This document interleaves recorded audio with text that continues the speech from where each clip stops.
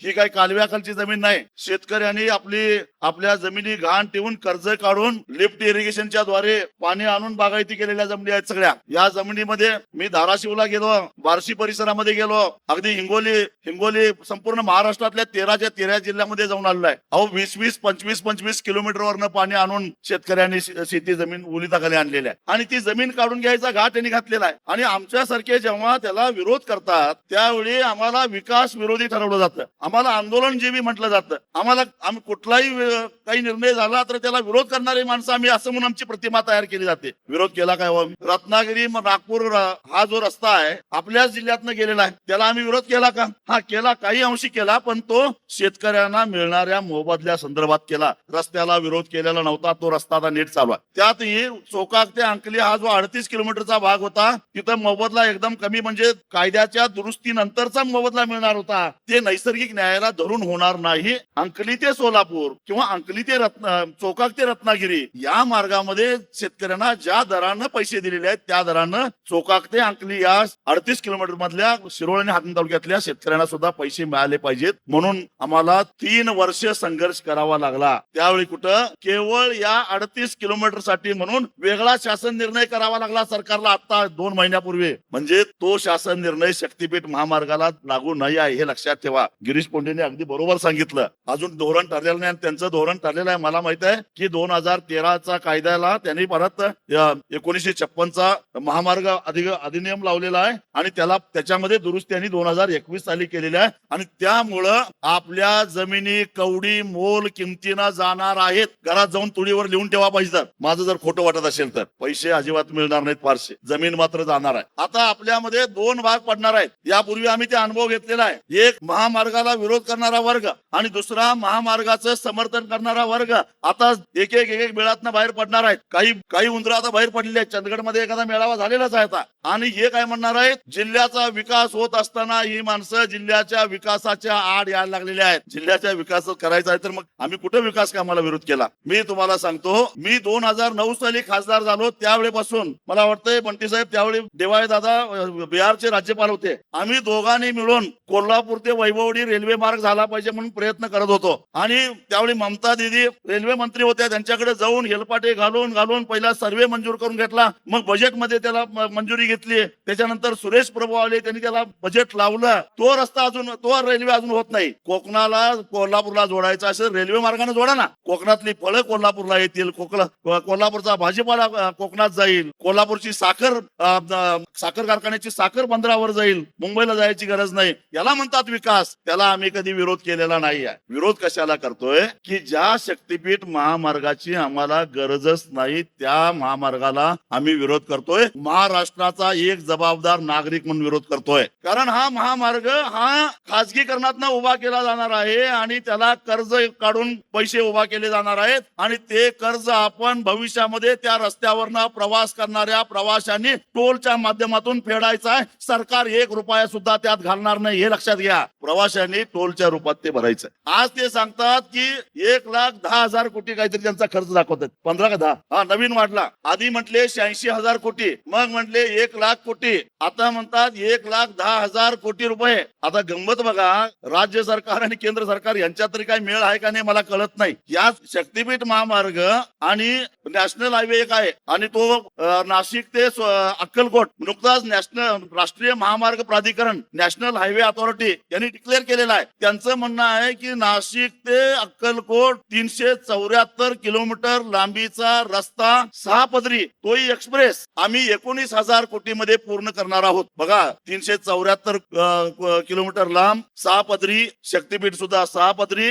आणि त्याला खर्च 19,000 कोटी. म्हणजे जर का भागाकार करून बघितलं तर तो 51 कोटीला 1 किलोमीटर पडतो. शक्तीपीठ महामार्ग आधी म्हटले 803 किलोमीटर 86,000 कोटी पडला 117 कोटीला 1 किलोमीटर. मग म्हटले की हे कोल्हापूरचे लोक विरोध करतात, आम्ही जरा पलीकडे वळसा घालून येतो. मग ते मान खटाव घेऊन आले कारण त्या ठिकाणी जयकुमार गोरे यांनी जवळपास 500-600 एकर जमीन घेऊन ठेवली. ठेवलेली आहे, तिथं त्यांना एक पंचतारांकित हे करायचं आहे, औद्योगिक वसाहत करायची आहे आणि त्यामुळे त्यांना तो हायवेवर आणायचा आहे आणि त्यासाठी तिकडून तो रस्ता वळवून आणला आणि म्हणून तुमच्या उरावर आला. म्हणजे एका मंत्र्याच्या स्वार्थासाठी कोल्हापूरचा बळी जायला लागला हे लक्षात ठेवा. मग 86,000 कोटीचं झालं 1,00,000 कोटी. मी 1,10,000 कोटीचा अजून हिशेब केलेला नाही, पण 1,00,000 कोटी म्हणजे झालं साधारणपणे 117 कोटी रुपयाला 1 किलोमीटर. एक राज्य सरकारचं राष्ट्रीय राज्य रस्ते विकास महामंडळ, जे महामंडळ 6 पदरी रस्ता 1 किलोमीटर साठी 117 कोटी रुपयाला करतं. एक राष्ट्रीय विकास राष्ट्रीय महामार्ग प्राधिकरण, जे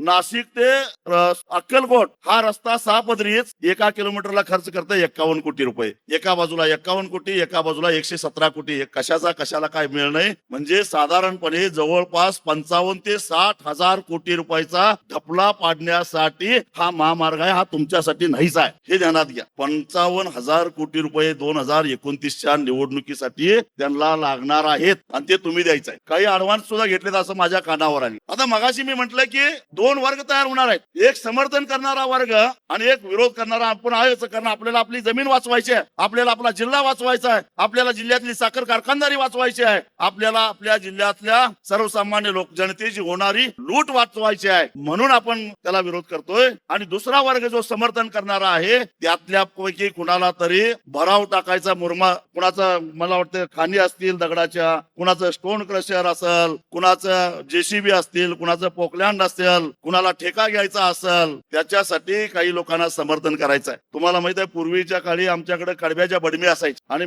कडब्याच्या बडमी पावसाळ्यामध्ये कुठं मे महिन्यामध्ये कुठं गावाच्या बाहेर गावाच्या बाहेर जे शेत असतं गावंदारीत, त्या शेतामध्ये गावातली लोक बडमी घालायचे आणि तो शेतकरी सुद्धा म्हणायचा, अरे मुक्या जनावरांच्यासाठी बडीम घाला माझ्या जागेमध्ये, आणि अगदी आनंदाने त्याला परवानगी द्यायचा आणि बडीम घालायला. फक्त मुक्या जनावरच्या वरच प्रेम म्हणून घालत नव्हता, तर त्याला माहिती होतं की पावसाळ्यामध्ये हे 4 पेंड्या कडबा काढला तर एखादी पेंडी आपल्यालाही मिळेल, त्या आशेने त्याला परवानगी देत होतं. तसं 50,000 कोटी रुपयाचा कडबा हे घेऊन जाणार आहे, त्यातला खाली पडलेला पाला तरी आपल्याला मिळेल म्हणून हे समर्थन करायला लागल्यात, हे लक्षात घ्या. आणि त्यात आपला बळी जाणार आहे टक्केवारीसाठी. त्यातलं काही आपल्याला मिळतंय काय म्हणून मुख्यमंत्र्याला खुश करण्यासाठी आणि कुणाला तरी खुश करण्यासाठी, जो कोणी ठेकेदार येईल त्याच्याकडनं काही हप्ते घेण्यासाठी, यासाठी काही लोक या गोष्टीचं समर्थन करायला येणार आहेत. ते काही विकास पुरुष बिरुष काही नाही आहेत. आमचं म्हणणं आहे, खरोखरच याची गरज आहे का? खरोखरच जर गरज असती तर गेल्या पुढच्या, मग त्यांचा एक मुद्दा आहे, पुढच्या 20 वर्ष डोळ्यासमोर ठेवून आम्ही रस्ता करतोय. कारण मी म्हटलं शक्तीपीठ महामार्गाच्या समांतर असणारा जो काही नागपूर रत्नागिरी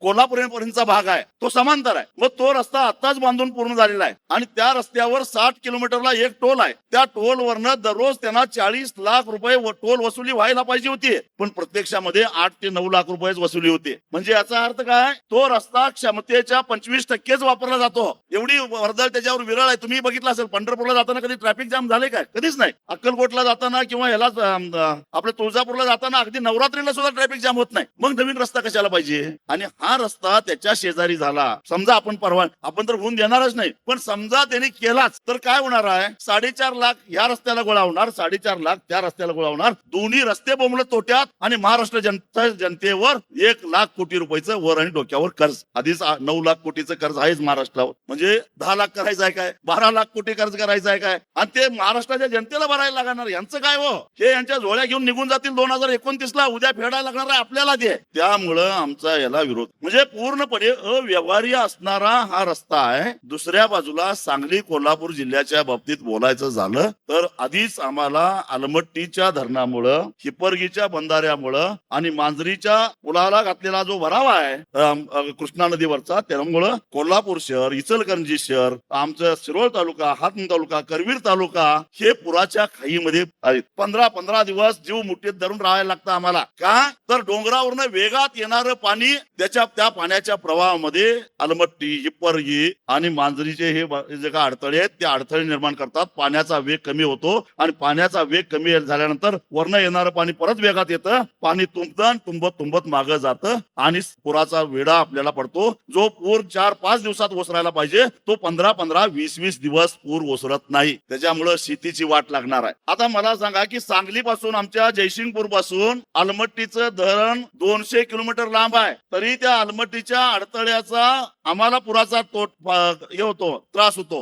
मांजरी इथनं कोल्हापूर पासून जवळजवळ 100 किलोमीटर लांब आहे, तरी मांजरीच्या पुलाच्या भराव्याचा त्रास कोल्हापूर शहराला होतो. मग मला सांगा की हा सांगली जिल्ह्यातून येणारा शक्तीपीठ महामार्ग ऐतवड्यापासून वारणा नदीच्या काठावर भराव पडायला सुरुवात होणार, ते पार अगदी बहिरेवाडी पर्यंत भराव पडत येणार डोंगरासारखा. ऐतवडे ते बहिरेवाडी पन्हाळा तालुक्यातलं जवळजवळ 5.5 किलोमीटर लांबीचा वारणेच्या प्रवाहाच्या विरोधामध्ये प्रवाहाला अडथळा आणणारा जर का डोंगरासारखा भराव तयार झाला, तर मग वारणा नदीच्या पश्चिमेला असणारी जी काही गावं आहेत, शिराळा तालुक्यातली आणि वाळवा तालुक्यातली आणि आपल्या पन्हाळा तालुक्यातली, यांची अवस्था काय होईल? कोडोलीची काय अवस्था होईल? पारगावची अवस्था काय होईल? तिकडे सातव्याची अवस्था काय होईल? पार अगदी मलकापूर पर्यंत, कोकरूड पर्यंत हा पाण्याचा तुंब जाणार आहे वारणेवरचा. आणि इकडं केरली पासून मला वाटतं शिरोली दुमाला पर्यंत डोंगरासारखा भराव पडणार आहे, 17 किलोमीटर लांबीचा. मी अंतर काढून बघितलं, केरली ते शिरोली दुमाला 17 किलोमीटर लांबीचा भरावा जर का डोंगरासारखा या पंचंगेच्या आणि मला वाटतं की भोगावतीच्या नदीच्या प्रवाहाच्या विरोधामध्ये असा डोंगर तयार झाला, तर या पश्चिमेकडे असणारी जी काही गावं आहेत, मला वाटतं चंद्रदीप नरकेने काय फुकाफुकी पाठिंबा दिलेला नाही. त्यांचा कारखानाच 20 दिवस पाण्यात राहील. त्यांच्या गोडाऊन मध्ये पाणी शिरलं साखरेच्या. काय करणार तुम्ही? शेतीचं काय होईल? अहो, अशा पद्धतीनं पुराचा फार मोठा धोका कोल्हापूर जिल्ह्याला निर्माण व्हायला लागलेला आहे. बरं, हे फक्त कोल्हापूरलाच नाही, तिकडे सांगली जिल्ह्यातही तसंच आहे. तिकडनं घोगाव पासून कामेरी पर्यंत कृष्णा नदीच्या प्रवाहाच्या विरोधामध्ये 17 किलोमीटरचा भराव पडणार आहे. आणि त्यामुळे कराड शहर, पाटण शहर, कोयनेवरचं यांना पुराचा धोका निर्माण होणार आहे. म्हणजे पश्चिम महाराष्ट्राच्या पाठीमाग हा जो पुराचा धोका निर्माण झालेला आहे, त्याच्यावर शिक्कामोर्तब करणारा हा रस्ता म्हणजे शक्तीपीठ महामार्ग. बरं, हे मी म्हणतोय म्हणून नव्हे, गेली 25 वर्षे सुरुवातीला आम्ही 2004 साली या आलमट्टी धरणाला विरोध करणारे दोघच होतो, मी आणि स्वर्गीय आर आबा तर म्हणत होते की आलमट्टी धरण फोडायला जात होते, त्यावेळी ते गृहमंत्री होते. पण आम्हाला सगळे वेड्यात काढत होते. पण नुकतंच एकनाथ शिंदेनी जी काही कमिटी नेमली होती, त्या रुरकीच्या कमिटीनं सांगितलं की आलमट्टीचं धरण हे महापुराला कारणीभूत ठरतंय. हा निष्कर्षच निघालेला आहे. म्हणजे पावसाळ्यामध्ये पाण्याच्या प्रवाहाला जर का अडथळा निर्माण झाला तर पूर तयार होतो. हे आता IIT रुरकी या सरकारी संस्थेनं निष्कर्ष काढलेला आहे. आम्ही गेली 6 महिने झालं सरकारकडे मागणी करतोय, तुमची भूमिका प्रामाणिक आहे ना, तुमचा हित आहे ना. रस्त्यामध्ये तज्ञ असणारी संस्था म्हणजे IIT रुडकी, आणि या IIT कडून तुम्ही तुमचं DPR तपासून घ्या. योग्य किंमत लावली काय? DPR योग्य पद्धतीने काढलाय का? त्याची किंमत योग्य आहे का? आणि भूगर्भ ह्याच्यामध्ये पुराला कारणीभूत ठरू शकतंय काय? विरोधकांचे हे जे आक्षेप आहेत, ते आक्षेपाचं काय? या संदर्भातला एक तज्ञ समितीचा रिपोर्ट येऊन दे. आणि त्याने म्हटलंय की हे बिनबुडाचे सगळे आरोप करतायत आणि असं काही निर्माण होत नाही, पूर निर्माण होणार नाही असं म्हटलं तर आम्ही त्याचा विचार करू. पण सरकारची हिंमत नाही त्या IIT रुडकीकडे याची तपासणी करा. बरं, IIT रुडकी म्हणजे IIT पवईला द्या आमच्या महाराष्ट्रातल्या, पण नाही. आमचा अदानी सांगतोय ना रस्ता करा, तर आम्ही रस्ता करणार. मग महापुरात का जाईनात? बर, मगाशी कुणीतरी म्हटलं तसं केवळ जमिनी जाणार आहेत त्यांचा प्रश्न नाही आहे. ज्यांच्या जमिनी जाणार नाहीत त्यांच्या घरात पूर येणार आहे, गाव सोडून जावं लागणार आहे 15-15 दिवस, शेतात महिना पाणी राहिलं तर पिकं येतील का? मी जो काही कृषी तज्ञांच्या बरोबर चर्चा करून अभ्यास केला, त्याच्यावरनं निष्कर्ष निघाला मी असा काढलाय, सांगली आणि कोल्हापूर जिल्ह्यामध्ये मिळून या शक्तीपीठ महामार्ग ज्या दिवशी पूर्ण होईल आणि भराव पूर्ण होईल, त्यानंतर या सांगली आणि कोल्हापूर जिल्ह्यामध्ये ऊसाच्या उत्पादनामध्ये 25 लाख टनाची घट होणार आहे. तुम्ही या ना, नाही तर काही आणा, पुरा पुढे या काय करणार आहे तुमचं? 25 लाख टन ऊसाची घट उत्पादनामध्ये या रस्त्याच्या भरावामुळे होणार आहे. हे आपल्या कारखानदारीला परवडणार आहे का? KP पाटील साहेब आता गेले, मगाशी सांगून गेले, आधी 100 दिवस चालल्या. हे 25 लाख टन सगळ्यांचं जरा कमी करायचं म्हटलं तर तुमचा 100 दिवसाचा कारखाना 80 दिवसावर आल्याशिवाय राहणार नाही. नुकसान कुणाचं? शेतकऱ्याचं. कारण मग कारखाने काय करणार? आपल्या कार्यक्षेत्रात कुणाकुणावर परिणाम होणार आहे? सांगली जिल्ह्यातला सोनहिरा, त्याच्यानंतर राजाराम बापू, त्याच्यानंतर कृष्णा, त्याच्यानंतर हुतात्मा, त्याच्यानंतर विश्वास, हे सांगली जिल्ह्यातले कारखाने, त्यांचा ऊस कमी पडणार, ते इकडे येणार. त्याच्यानंतर कोल्हापूर जिल्ह्यातले कारखाने वारणा, त्याच्यानंतर दालमिया, त्याच्यानंतर बांबवडे, त्याच्यानंतर कुंभिका सारी, त्याच्यानंतर DY पाटील, त्याच्यानंतर भोगावती, त्याच्यानंतर बिद्री आणि त्याच्यानंतर आपलं हे आजरा कारखाना, परत तांबाळे कारखाना. हे कारखाने एकमेकाचा ऊस पळवापळवी करत बसणार आणि मग ऊस कमी पडतोय म्हणून लांबून ऊस आणणार आणि लांबून ऊस आणणार म्हणून आमची आणि तोडणी वाहतूक 50 रुपयानं वाढणार टनाला. तोटा कुणाचा? तुमची जमीन जात नाही, तुमच्या रानात पूर येत नाही, पण कारखान्याला ऊस पडला, ऊस कमी पडला म्हणून कारखान्याची तोडणी वाहतूक 50 रुपयानं वाढली. तोटा कुणाचा झाला? शेतकऱ्याचा झाला. म्हणजे सगळ्यांच्यावर त्याचा परिणाम होणार आहे, हे लक्षात ठेवा. ऊस तोडणाऱ्यांना रोजगार कमी होणार. 25 लाख टन ऊस कमी तोडला म्हणजे हार्वेस्टर वाल्यांची वाट लागली, ऊस तोडणाऱ्यांची वाट लागली, ऊसाची वाहतूक करणाऱ्यांची वाट लागली, कारखान्यांची वाट लागली, कारखान्यामध्ये काम करणाऱ्या कामगारांची वाट लागली. अरे जे कोल्हापूर जिल्ह्याचं एकूण अर्थकारण साखर उद्योगावर अवलंबून आहे, त्या अर्थकारणावर विपरीत परिणाम होणार आहे, हे समजून घ्या. आम्ही काही विकास विरोधी नाही आहे, आम्ही शाहू महाराजांचे वैचारिक वारसदार आहोत. शाहू महाराजांनी एका बाजूला राधानगरीचं धरण बांधून कोल्हापूरची जमीन बोलिताखाली आणली आणि दुसऱ्या बाजूला शेतीतून निर्माण झालेली बचत उद्योगधंद्यामध्ये जावे म्हणून उद्यमनगर स्थापन केलं. कोल्हापूरच्या माणसाला उद्योजक बनवलं आणि तेवढंच नव्हे तर जयसिंगपूर सारखी बाजार समिती वसवून शेतकऱ्याला व्यापारी सुद्धा बनवलं. हे छत्रपती शाहू महाराजांचे विचार आणि त्या विचाराचे वैचारिक वारसदार आम्ही आहोत. आम्हाला शहाणपणा नका शिकवू. आता आम्हाला तुमच्यासारखं ढपला पाडता येत नाही म्हणून बोंबलत तिथं बसलोय, पण आम्हाला त्याचा अभिमानही वाटतोय, समाधान वाटतंय, पण आम्ही हे होऊन देणार नाही. फडणवीस साहेब, तुम्ही कितीही आटापिटा करा, हा शक्तीपीठ महामार्ग तुमचा ड्रीम प्रोजेक्ट पूर्ण होणार नाही म्हणजे नाही. ही काळ्या दगडावरची रेग आहे. आणि ते उदयन महाराज म्हणतात की एक बार मै काहीतरी खुद का भी नाही सुनता, काय काय म्हणतात की ते तसं आता आम्ही एकदा ठरवलंय, आता आम्ही आमचं सुद्धा ऐकणार नाही. कोण आमच्यावर असो नसो, हा शक्तीपीठ महामार्ग होऊन देणार नाही. ही काळ्या दगडावरची रेग आहे, हे आपल्याला ठरवावलंय. मग नुसतं टाळ्या वाजवून चालणार नाही. आतापासून कामाला लागला पाहिजे. कामाला लागायचं म्हणजे यांना जसं तिकडनं पळवून लावलं की नाही इकडं, तसं इकडनं दुसरीकडे पळवून लावायचं असेल म्हणजे यांना पूर्ण 13 जिल्ह्यातनच पळवून लावायचं आहे. पण तुर्तास आपण आपल्या जिल्ह्यापुरता विचार करू. इथनं पळवून लावायचं असेल तर सुरुवात आपल्याला मोजणी पासूनच विरोध करावा लागेल. संयुक्त मोजणी होऊन द्यायची नाही. हे बघा, ती कुठली मोनार्क काय कुठली कंपनी आहे त्यांच्याकडे सर्वे दिलेले आहे. त्या मोनार्क कंपनीचे काहीतरी ड्रोन येतील, त्या मोनार्क कंपनीचे काही लोक मला वाटतं सॉइल सॅम्पल काढायला ट्रॅक्टर बिक्टर घेऊन येतील, पेटवून टाकतील सरळ ट्रॅक्टर. ते काय सरकारी मालमत्तेचं नुकसान होत नाही, काय काळजी करू नका. ते कुठल्या तरी ठेकेदाराच असतंय, त्याचं बघू मागणं काय करायचं ते. त्याला म्हणायचं तुला भाडं मिळणार आहे, मग ट्रॅक्टर पाहिजे काय भाडं पाहिजे ट्रॅक्टरचं? ते काय म्हणाल, हा ट्रॅक्टर पाहिजे काय भाडं पाहिजे? भाडं नको, ट्रॅक्टर असून ते म्हणाल का नाही? मग तसं पहिला ट्रॅक्टर आला की त्याला सांगायचं की त्याला विचारायचं ट्रॅक्टर पाहिजे काय भाडं पाहिजे. ड्रोन वाल्याला म्हणायचं 6-7 लाख रुपयाला बाबा एक ड्रोन येतोय, आमच्याकडे गोपनीची दगड आहे, गोपन आहे दगड आहेत, एका गोपनीच्या टिप्पेऱ्यात तुझा ड्रोन खाली पडतो. फक्त इराणच नाही, इराणकडेच ड्रोन नाहीत, आमच्याकडे सुद्धा गोपनी आहेत. त्या गोपनीनं तुमचे ड्रोन पाडायला आम्हाला वेळ लागणार नाही. आणि ते ड्रोन पडले तर 7 लाखाचं नुकसान तुला सोसणार आहे का? ती मोनार्क कंपनी तुला भरून देणार आहे का? मग गपगुमानं इथनं निघून जायचं. म्हणजे ड्रोननं सर्वे होऊन द्यायचं नाही, सॉइल सॅम्पल काढून द्यायचं नाही, संयुक्त मोजणी करायला ग्रामपंचायत इथे आली तर पळवून लावायचं. कसं पळवून लावायचं ते मनोज पराकडे मगाशी सांगितलं. पाहुणचार कसा करायचा, असा पाहुणचार गावोगावी झाला पाहिजे. तुम्हाला जर वाटलं जरा ताकद कमी पडत्या,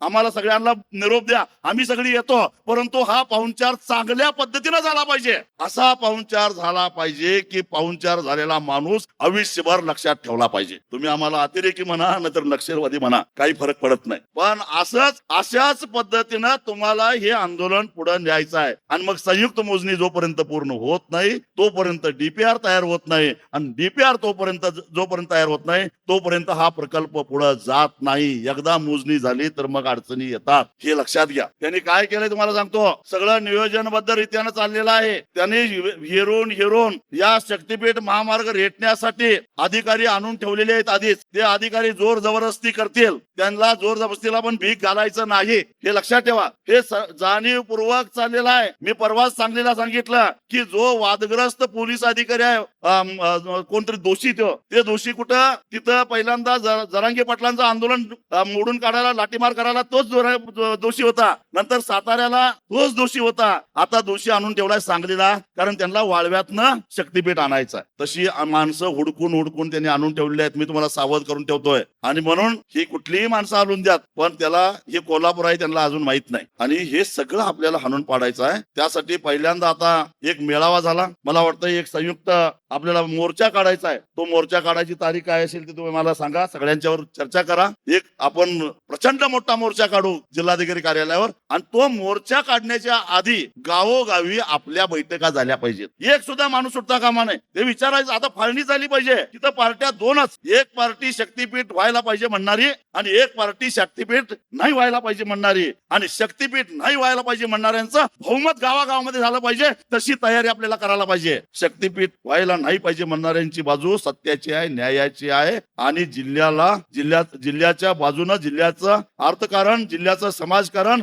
जिल्ह्याची शेती, जिल्ह्याची कारखानदारी वाचवण्यासाठी, जिल्ह्यातल्या गोर गरिबांना वाचवण्यासाठी शक्तीपीठ नाही झाली पाहिजे असं म्हणणाऱ्या पार्टीचं म्हणणं आहे. शक्तीपीठ झालं पाहिजे म्हणणाऱ्यांना कमिशन पाहिजे, पैसे पाहिजेत, खर्चाला पाहिजे, नेत्याला खुश करायचा आहे आणि मला काहीतरी मिळेल, हे शक्तीपीठ झालं पाहिजे म्हणणाऱ्यांची पार्टी. आता लोकांना म्हणावं निवड तुम्ही करा. मला सांगा की महापूर येतोय त्यावेळी सगळ्यात जास्त त्रास कुणाला होतोय? गावातल्या गरीब माणसाला. जो गरीब माणूस ज्याचं सिंगल घर असतं कौलाचं, सगळी भांडी कुंडी ट्रॅक्टर मध्ये बसून भरून टेम्पो मध्ये भरून 15 दिवस गाव सोडून जायला लागतं. जो पैसेवाला असतो तो दुसऱ्या मजल्यावर तिसऱ्या मजल्यावर आपली भांडी कुंडी ठेवतोय, कुलूप घालतोय, पाहुण्याच्या जाऊन राहतोय. पण गरिबांनी काय करायचं? म्हणजे म्हणून मी मगाशी म्हटलं की गरिबांच्या बाजूने उभा राहायचं असेल तर शक्तीपीठ महामार्गाला विरोधच करावा लागेल. एवढंच सांगतो आणि इथंच थांबतो. धन्यवाद.